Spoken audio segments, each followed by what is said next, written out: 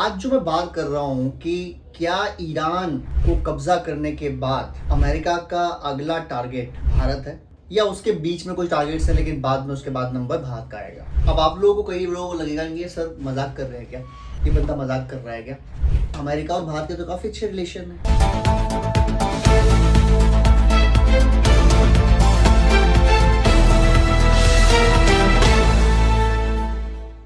Hello friends, आज जो मैं बात कर रहा हूं कि क्या ईरान को कब्जा करने के बाद अमेरिका का अगला टारगेट भारत है या उसके बीच में कुछ टारगेट्स हैं, लेकिन बाद में उसके बाद नंबर भारत का आएगा। अब आप लोगों को, कई लोगों को लगेगा कि ये सर मजाक कर रहे हैं क्या, ये बंदा मजाक कर रहा है क्या। अमेरिका और भारत के तो काफी अच्छे रिलेशन है। तो फिर मैं ऐसा क्यों कह रहा हूँ कि क्या ईरान के बाद भारत को निपटाने की कोशिश करेगा अमेरिका, भारत के ऊपर एक्शन लेने की कोशिश करेगा अमेरिका। इसके पीछे मैं कुछ तथ्य दूंगा, कुछ रीजंस दूंगा और आप उस रीजन से एग्री डिसएग्री कर सकते हैं अकॉर्डिंग टू योर चॉइस। लेकिन मेरी एनालिसिस ये कहती है कि अगले 20 साल में एक वॉर भारत चाइना का या भारत अमेरिका का हो सकता है। हो सकता है ये वॉर डायरेक्ट वॉर ना हो सकता है ये इकोनॉमिक वॉर हो सकता है ये सैंक्शन वॉर हो, और हो सकता है डायरेक्ट फाइट हो जाए। इसमें कोई बड़ी बात नहीं होगी। तो चाइना के मुद्दे में हम फिर कई बात करेंगे। आज हमारा मुद्दा जो है वो अमेरिका है। देखो दोस्तों, अमेरिका किसी का सगा नहीं है और उसके अपने रीजन है उसके लिए, और वो रीजन सही भी है कई कारणों में। पहली बात, डोनाल्ड ट्रंप जब पहली बार सत्ता में आए थे तब उनका जो रवैया था भारत को लेके, और जब वो दूसरी बार सत्ता में आए हैं तब उनका रवैया है भारत को लेके, इन दोनों में बहुत फर्क है। और इसके पीछे CIA, FBI और अमेरिका के डीप स्टेट है। देखो, हम सबको पता है कि 1990 तक, यानी आज से करीबन 25-30 साल पहले तक, भारत की जीडीपी और चाइना की जीडीपी में कोई ज्यादा अंतर नहीं था। लेकिन तब एक काम हुआ, अमेरिका ने सपोर्ट किया चाइना को। अमेरिका ने चाइना को मैन्युफैक्चरिंग हब बनाया। जो भी चीज़ अमेरिका में यूज़ होनी थी, जिनकी लेबर सस्ती चाहिए थी, अमेरिका ने चाइना में कंपनीज खोले, इंडस्ट्रीज लगाए। और वहाँ की जो कम्युनिस्ट पार्टी है चाइना की, क्योंकि वहाँ पर एक ही पार्टी का राज है, चुनाव ना कुछ नहीं होता, वही पार्टी में से लीडर चुनता है, वही बन जाता है। तो एक बात तो उनका फ़ायदा ये है कि उससे जो उनकी पॉलिसीज़ हैं वो सेम ही रहती हैं, वो चेंज होती हैं। और अच्छी है बुरी है वो एक बात अलग की बात है, लेकिन वो चेंज होती। तो भारत ने सपोर्ट ना मिला उस टाइम, चाइना को सपोर्ट मिला अमेरिका का। और अमेरिका में ने बहुत सारी फैक्ट्रीज खोली, एप्पल से लेकर फोर्ड। जर्मनी ने, यानी यूरोपियन कंट्रीज़ ने, क्योंकि अमेरिका जहाँ जाता था वहाँ यूरोपियन कंट्रीज उनके पीछे चलती थी। ये रूल था पहले, अब तक भी यही रूल था, लेकिन अब शायद चेंज आ रहा है, एक साल में ऐसा नजर आता है, लेकिन पहले तो यही रूल। और बहुत बड़ी मैन्युफैक्चरिंग हब लगाए गए चाइना में। उससे हुआ ये कि चाइना की ग्रोथ बढ़ती गई, भारत की ग्रोथ थोड़ी स्लो ही ग्रोथ, और ज़्यादा इसमें डेंट कब पड़ा, जब अटल बिहारी वाजपेयी जो भारत के प्रधानमंत्री थे, जब उन्होंने 1998 में न्यूक्लियर टेस्ट कर दिया। उसके बाद अमेरिका ने बहुत ज़्यादा सैंक्शन लगा दिए इंडिया के ऊपर, और इंडिया की ग्रोथ और स्लो हो गई। एक तो चाइना के अंदर अमेरिका ने फैक्ट्रीज खोली, इससे वहाँ की ग्रोथ बढ़ गई और भारत की ग्रोथ स्लो हो गई। सैंक्शन लगने के बाद और भी स्लो हो गई। लेकिन हमारा मुद्दा ये भी नहीं है कि हम ये तय कर रहे हैं कि चाइना की ग्रोथ कैसे हुई, भारत की ग्रोथ कैसे नहीं। हमारा मुद्दा ये नहीं, हमारा मुद्दा भारत से अमेरिका का वॉर कैसे हो सकता है, या अमेरिका किस तरीके से निपटाने की कोशिश करेगा भारत को। आज की डेट में अमेरिका अगर नंबर 1 की इकोनॉमी है दुनिया की, जिसके पास 32-33 ट्रिलियन डॉलर की इकोनॉमी है, तो चाइना नंबर 2 की इकोनॉमी है, जिसके पास 22-23 ट्रिलियन डॉलर की इकोनॉमी है। यानी बहुत ज़्यादा गैप नहीं है अब। और ऐसा लोग मानना है कि अगले 10-20 साल के अंदर, बल्कि 10 साल के अंदर ही चाइना टेक ओवर कर लेगा अमेरिका को नंबर 1 जीडीपी के लिए। और ये अमेरिका की एक बहुत बड़ी परेशानी है, बिकॉज नंबर 1 पे रहने का उनको शौक है। और ये जो ईरान पे हमला हुआ है, उससे पहले वेनेजुएला पे हमला हुआ था, ये एक्चुअली अमेरिका क्या कर रहा है, वो पहले हर उस छोटे छोटे देश को निपटा रहा है जो जब चाइना से वॉर हो तो चाइना के साथ खड़ा हो सके, या वो उन देशों को निपटाने की कोशिश कर रहा है जो चाइना के हक में फैसले ले रहे हैं, जो चाइना के साथ खड़े नजर आ रहे हैं। अब इससे भारत क्या ले रहे हैं ना, ये आपको समझ में आ जाएगा जब एनालिसिस और आगे सुनेंगे आप तो। और भारत के क्या ले रहे हैं ना, वो समझते हैं आप। अमेरिका को रियलाइज हो रहा है कि जिस चाइना को उन्होंने खड़ा किया, वो चाइना नेवी में क्वांटिटी वाइज उनसे आगे जा चुकी है, फोर्स में उनसे ज्यादा है। हालांकि एयरफोर्स, नेवी या आर्मी अभी भी अमेरिका की बहुत पावरफुल है और चाइना का उससे अभी कोई मैच नहीं है। लेकिन वो दिन दूर नहीं है जब मैच नहीं रहेगा, आउट नंबर जब नहीं कर देगी चाइना, क्योंकि चाइना में एक ही पार्टी का रूल है, तो जो पॉलिसीज है वो सेम है। अमेरिका में कभी रिपब्लिकन कभी डेमोक्रेट्स, तो पार्टी क्या चेंज आते ही वहाँ पर डेमोग्राफी चेंज, पॉलिसीज चेंज वो आते हैं, और वो काफी विजिबल होता है। बट चाइना में ऐसा नहीं है। तो अब चाइना तो उनके सामने प्रॉब्लम है। अब इससे भारत क्या लेना है। अभी कुछ समय पहले ये रियलाइजेशन हुआ है अमेरिका के अंदर, और अमेरिका के कई मंत्रियों ने खुलेआम बोला भी है कि हम भारत को सपोर्ट तो करते हैं, लेकिन हम भारत को इतना सपोर्ट नहीं करते हैं कि भारत दूसरा चाइना बन जाए। यानी मालूम पड़े कि अगले 20 साल के बाद या 30 साल के बाद भारत चाइना अमेरिका से आगे निकल गए। और एक रिपोर्ट ये कहती है कि 2050 तक China will be number 1 economy, Bharat will be number 2 economy और America will be number 3 economy. तो नंबर 3 की इकोनॉमी बनने का डर है अमेरिका को, इसलिए भारत को सपोर्ट चाहते नहीं करना वो। और जहां उनका बस चलता है, उनको जो हाथ में लगता है मौका, वो भारत की ग्रोथ को रोकने की कोशिश करते हैं, बिकॉज वो ये नहीं चाहते कि भारत जो है वो चाइना बन जाए अगला। अच्छा, लड़ाई की बात रही या चीजें नहीं तो कैसे रही, सबसे पहले समझो कि क्या हो रहा है। वेनेजुएला क्या करता था, जिस पर 3 जनवरी को हमला किया गया, वो अपने सारे क्रूड ऑयल को रशिया चाइना को बेचता था और युआन में, यानी चाइनीज जो करेंसी है उसमें डील करता था। अमेरिका की 3-4 चीजें हैं जो वो बिल्कुल भी उस पर आप कह सकते हैं एग्रीमेंट नहीं करता। पहला, वो चाहता है दुनिया में जहां भी crude oil, gas, petrol, diesel कुछ भी बिके, उसका लेन देन जो हो देशों के बीच में वो डॉलर्स के बेस पर हो।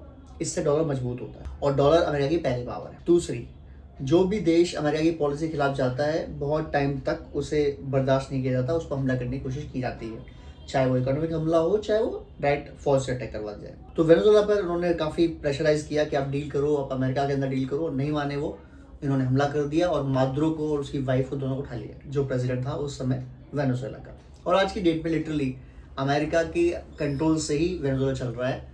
जो वहाँ प्रेसिडेंट है इस समय, जो भी चीज़ें हैं वो अमेरिका ही चलवा रहा है। अब दूसरी बात, ईरान का लगभग 90 से 95% बिजनेस जो है वो चाइना से है। क्यों?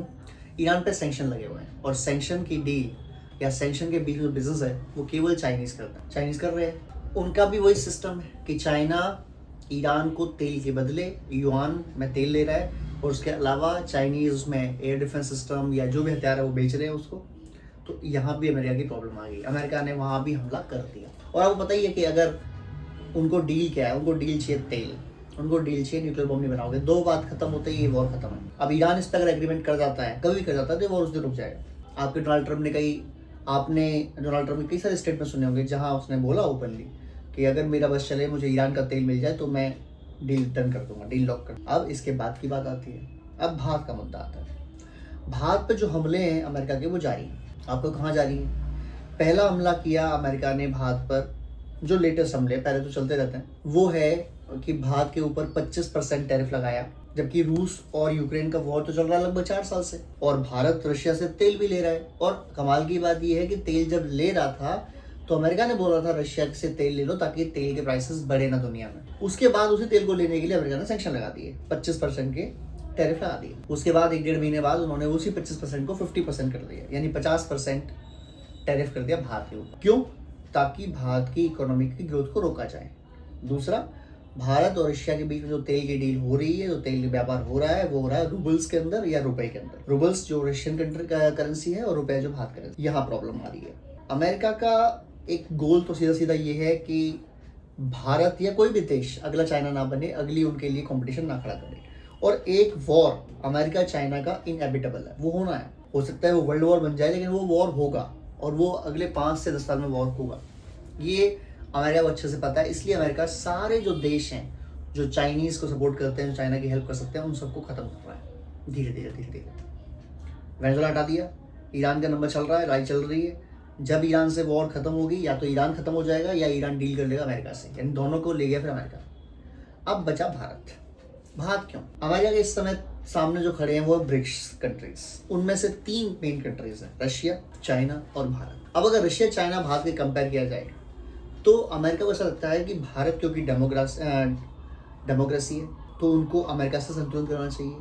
लेकिन अमेरिका ये भी चाहता है कि वो चाहे तब अमेरिका बोले और भारत हमला कर दे चाइना पर। गलवान जब एपिसोड हुआ था भारत चाइना के बीच, अमेरिका बहुत खुश हो गया। अमेरिका को लगा वॉर हो जाएगा अब तो। अमेरिका पूरा खुल के आया कि हम रेडी हैं चाइना के खिलाफ, भारत को जो हथियार चाहिए, जो चीज चाहिए हम देंगे। भारत ने मांगी ही नहीं आपसे हथियार यार। अमेरिका को दिक्कत ये थी कि भारत हमला करता चाइना पर या चाइना भारत में लड़ाई हो जाए। अगर भारत चाइना लड़ाई हो गई तो अमेरिका अपने आप जीत जाएगा। रीजन, जब इन 2 देशों में लड़ाई होगी और अगर लड़ाई चल जाएगी अच्छी खासी लंबी चौड़ी, हारेगा दोनों में से कोई भी नहीं। अंत में सॉल्यूशन एग्रीमेंट पे ही होने। वो एग्रीमेंट जब भी होंगे 6 महीने बाद, 1 साल बाद, 2 साल बाद, 1 महीने बाद, तब तक इन 2 देशों की जो इकोनॉमिक ग्रोथ है वो अगले 5 साल 10 साल के लिए रुक जाएगी। अगर वॉर चल गया 1 साल इंडिया चाइना का, अगर वॉर हुआ और वॉर चल गया 1 साल, तो भारत और चाइना दोनों 10-10 साल पीछे चले जाएंगे इकोनॉमी वाइज। यानी अमेरिका को वो 10 साल एक्स्ट्रा मिल जाएंगे और ग्रो करने के लिए, और इनको कैचअप करने के लिए और टाइम लगेगा। अमेरिका का यही प्लान है। दूसरा, अगर भारत इस तरीके से वॉर नहीं करता तो अमेरिका चाहता है कि भारत में कोई ऐसा लीडर बैठे जो पपेट हो उनका, यानी जब वो कहें, जो वो कहें वो करें। अब मोदी जी तो फिलहाल ऐसा कर नहीं रहे, और इसीलिए नरेंद्र मोदी को मारने की, हत्या करने की कोशिश की गई। जी हाँ, सही सुना आपने। आपको याद है कि एससीओ सम्मेलन भाग लेने के लिए मोदी जी चाइना चले गए थे। चाइना में रशियन प्रेसिडेंट पुतिन और मोदी जी एक गाड़ी में गए वहाँ से हॉल तक, जहाँ मीटिंग होनी थी उनकी। लोगों ने बड़ा दोस्ती और वो की कि हाँ बहुत दोस्ती है, बहुत प्यार मोहब्बत है दोनों में, और वो है। रशिया और भारत और रशिया एक दोस्त की तरह नहीं बल्कि भाई तरह काम करते हैं, तो ये सबको पता है। लेकिन उसी समय कुछ ऐसा हुआ जिससे मालूम पड़ा कि यार भारत के खिलाफ कितनी बड़ी साजिश हो रही है। कलकत्ता से एक बंदा गिरफ्तार हुआ, एक अरेस्ट हुआ, जो FBI का एजेंट, CIA का एजेंट है। उसके साथ यूक्रेनी एजेंट भी शामिल थे, यानी 8 लोग पकड़े गए, जो बांग्लादेश और भारत के बीच में कैसे वॉर हो जाए या भारत के प्रधानमंत्री मोदी जी को कैसे मारा जाए, इसकी प्लानिंग चल रही थी। और ये न्यूज़ जो पुतिन की खुफिया एजेंसी है उन्होंने भारत को दी, और भारत ने फिर उनको निपटाया, 3 को मारा, बाकी को अरेस्ट करके ले आया। अब ये बात जब सामने आई तो ये पता लगा कि ये हो क्यों रहा है। उससे पहले आपको याद होगा कनाडा का एपिसोड, जो जस्टिन ट्रूडो था, वो चढ़ गया था निज्जर की हत्या केस में, भारत पर खिलाफ हम करेंगे, हम सैंक्शन लगाएंगे, पता नहीं क्या क्या लगाएंगे, और उसमें भी US का उसको इनडायरेक्ट वे में साथ मिल रहा था। यानी प्लानिंग बहुत लंबी है। देखो US 3 चीज़ चाहता है, या तो भारत ग्रो ना करे, बल्कि ना करे ग्रो, और ग्रो तो करे तो स्लो ग्रो करे। दूसरा, भारत अगर ग्रो करता भी है तो भारत अमेरिका का पपेट बने, अमेरिका चाहे वो करे। भारत ऐसा करता नहीं है। ना भारत ने एयरबेसेस दिए अमेरिका को, ना भारत अमेरिका कहने पर हमले करता है, ना भारत अमेरिका के सारे हथियार परचेस कर रहा है। आपने ध्यान दिया होगा कि मोदी जी को खुला ऑफर था, भारत सरकार को खुला ऑफर था कि हम F-35 फाइटर जेट परचेस कर लें। हमने नहीं किया, हमने राफेल ले लिया। जो भी डील हुई है 114 फाइटर जेट राफेल की, उससे पहले में ऑफर था F-35 का, और लगभग उतनी कॉस्ट में मिल जाएगा, हमने नहीं लिया। लोगों ने उसके रीज़न दिए कि भाई राफेल हम पहले से यूज़ कर रहे हैं, हमारे को ट्रेनिंग की कुछ जरूरत नहीं है खास अलग से, हमारे पास मेंटेनेंस सिस्टम बने हुए हैं, हब बने हुए हैं, वो सब ठीक है। अगर भारत चाहे तो ले सकता है F-35 और मेंटेनेंस हब वगैरह बना सकता है, पैसे की कमी नहीं है बात में। लेकिन क्या अमेरिका एक ट्रस्टेड पार्टनर है? और मैं फिर कह रहा हूँ, मार्क माई वर्ड, आप लिख लीजिए, अगला फाइटर जेट अगर F-35 तो नहीं होने वाला, वो Su-57 होने वाला। रशिया का 5th जनरेशन फाइटर जेट होगा या भारत खुद बनाएगा, बट अमेरिका से फाइटर जेट की डील नहीं होगी, क्योंकि फाइटर जेट टेक्नोलॉजी एक बहुत क्रिटिकल टेक्नोलॉजी है। वॉर में वो जीत हार तय कर सकती है, और अमेरिका जैसा पार्टनर जिस पर आप ट्रस्ट नहीं कर सकते। हो सकता है आप वॉर लड़े पाकिस्तान से, अमेरिका बोले पाकिस्तान से लड़ाई मत करो, हम क्या तो नहीं करेंगे। वो कहेगा ठीक है, मैं तो आपको फाइटर जेट के पार्ट्स ही नहीं दूंगा, मैं मेंटेनेंस ही प्रोवाइड नहीं करूँगा। आपने देखा ना, हमने तेजस Mk-1A और Mk-2 के लिए डील कर रखी है G404 और 414 इंजन्स की, और वो इंजन हमें इतने स्लो दिए जा रहे हैं कि जो हमें हर महीने एक आना था वो हमें साल में 3 आ रहे हैं बस, ताकि हमारी फाइटर जेट बनाने की स्पीड स्लो हो जाए। तो जो देश आपके फाइटर जेट बनने की स्पीड स्लो कर सकता है, वो फाइटर जेट क्यों देगा आपको? अगेन क्या प्रॉब्लम? दबाव की राजनीति। वो कहें वो करें, वो अमेरिकन कहें वो माने, अमेरिका कहे ये करो तो करो, अमेरिका कहे नहीं करो तो नहीं करो। और भारत ऐसा देश है, एक भारत अपने रुपए और ब्रिक्स कंट्रीज के अंदर जहां बिजनेस चल रहे हैं वहां पर सपोर्ट करना चाहता है, ये अमेरिका की आंख में खटकता है। पर प्रॉब्लम ये है कि चाइना से उनको लड़ाई लड़नी है, रशिया से उनको लड़ाई लड़नी है, तो भारत साथ लेना पड़ेगा। अगर अमेरिका, चाइना और रशिया के रिलेशन अच्छे होते तो अगला अटैक भारत पर होता ही होता, कंफर्म बात है। और चाइना और अमेरिका का अगर वॉर होता है, जो कि होगा, इनएविटेबल है, उसके बाद अब देखेंगे कि अगले 10 साल के अंदर, 20 साल के अंदर एक वॉर अमेरिका और भारत में भी होगा। अब वो वॉर होने से पहले अमेरिका ही इतना वीक हो जाए कि वॉर के लायक ना रहे तो एक अलग बात है। बट अमेरिका की पूरी चाल रहेगी economically, sanction wise, tariff wise, army के बेसिस पर पाकिस्तान को सपोर्ट करके, मतलब हर तरीके से भारत को दबाव में लाया जाए, भारत से वो करवाया जाए जो भारत कर रहा है, या भारत उनके हिसाब से चले। हालांकि पॉसिबल नहीं है, पर फिर भी एक इतनी बड़ी देश से अगर आपका बिजनेस है, जो डिपेंडेंसी है आपकी हर तरह तरीके से अमेरिका के ऊपर, आपको काफ़ी सारी बातें माननी पड़ती हैं, माने ना माने ओपनली। तो मुझे ऐसा लगता है कि भारत को इंडिपेंडेंटली काम करना चाहिए, जैसा कर रहे हैं हम शुरुआत से, रशिया से हमें और डील्स करनी चाहिए, इर्रेस्पेक्टिव कि अमेरिका क्या सोचता है। अमेरिका कहता है कि तेल मत लो, हम तो लेंगे यार, सेंक्शन लगा दे, who cares about your sanction. थोड़े दिन दिक्कत आएगी, थोड़े साल दिक्कत आएगी, लेकिन बाद में सर्वाइव कर जाएंगे। और रशिया हमारे साथ वो देश है जो 1971 में, जब अमेरिका ने हमारे खिलाफ अपना 7वां युद्ध बेड़ा भेज दिया था लड़ने के लिए, युद्धपोत भेज दिया था लड़ने के लिए, तब रशिया की सबमरीन्स अगर बंगाल की खाड़ी में नहीं आती तो अमेरिका और भारत की जंग तो 1971 में ही हो जाती। एनीवेज दोस्तों, आपको ये एनालिसिस कैसा लगा? आपको लग सकता है कि मैं ओवर रिएक्ट कर रहा हूँ, लेकिन मैं आपको फैक्ट बता रहा हूँ। अमेरिका ऐसे सारे एक्शन लेता है जब वो भारत के खिलाफ एक्शन ले सकता हो, और वो ले लेता है, वो रुकता नहीं है। इसका मतलब ये है कि भारत को दोस्त ट्रीट नहीं करता वो। और उसका एक जायज़ पॉइंट ये भी है कि चाइना को उन्होंने खड़ा किया, चाइना उनकी कॉम्पिटिशन में आ गया आज की डेट में, नेक्स्ट 10-20 ईयर्स में चाइना उससे आगे जा सकता है।